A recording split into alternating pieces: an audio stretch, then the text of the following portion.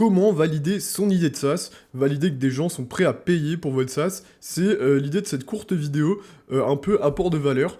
Donc on va voir un peu les niveaux de preuve, les choses sur lesquelles il faut pas vraiment se fier, et concrètement à quel moment on peut se dire ok, let's go, je tiens un truc et on y va. Là, je vous avais fait une vidéo pour chercher une idée de SaaS, je vous en referai une mise à jour pour voir un peu tout le process. L'idée aujourd'hui, c'est juste de se concentrer sur, ok, est-ce qu'il y a un marché, est-ce qu'on peut aller là-dessus, et est-ce que concrètement des gens vont payer. Déjà, le réflexe que tout le monde va avoir, ça va être de demander à des potes, à son entourage, faire un sondage sur Twitter, voir si l'idée plaît quand on en parle.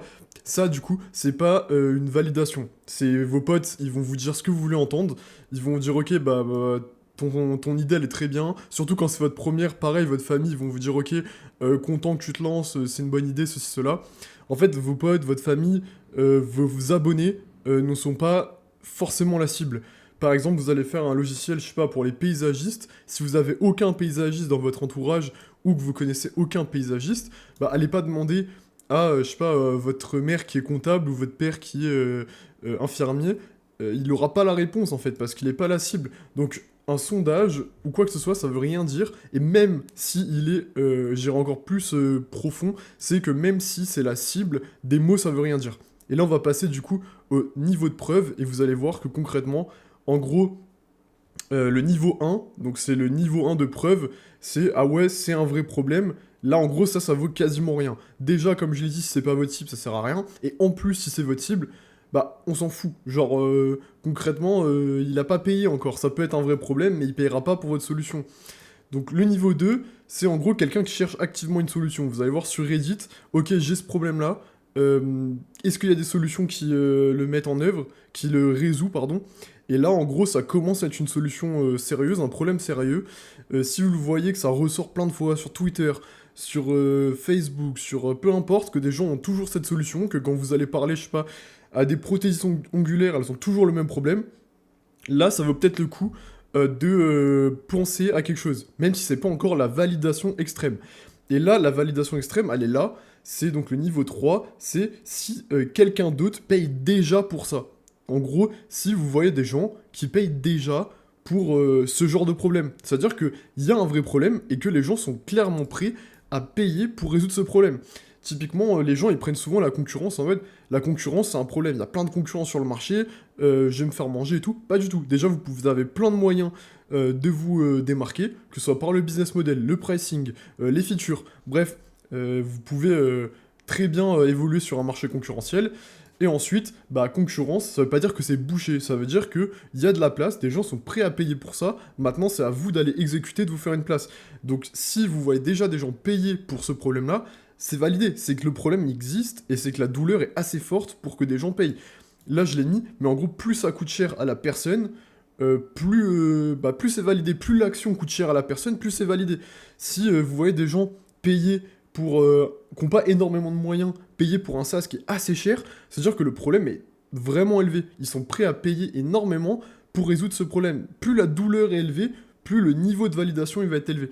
Et ça, c'est important. En gros, le ouais, je te donne un avis oral dans un sondage et tout, ça coûte rien. C'est deux trois clics, deux trois rédactions de messages, deux trois mots, ça coûte rien à la personne.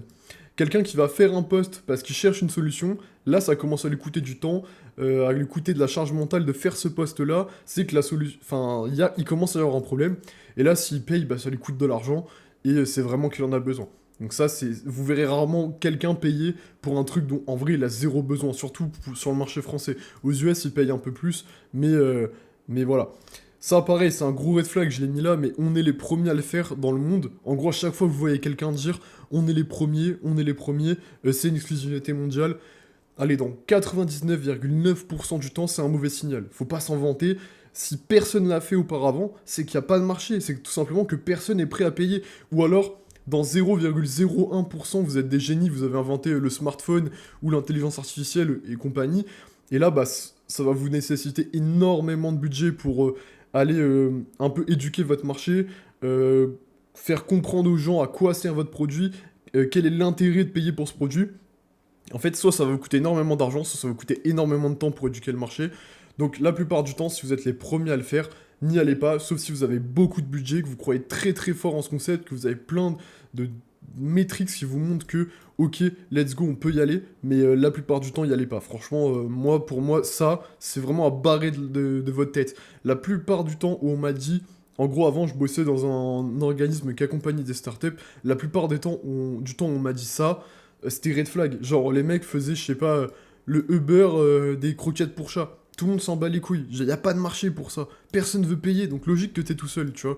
Donc, valider, ça te permet juste d'éviter de construire un truc que personne veut. C'est tout, genre. Ça veut pas dire que si c'est validé, c'est facile, mais ça veut juste dire, bah au moins tu construis pas dans le vent. Et ça, c'est important.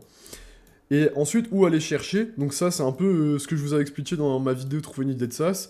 C'est que qu'en gros, bah, si le concurrent, il existe, il survit, il continue à mettre du budget dans de l'acquisition et tout, c'est que le marché, il paye.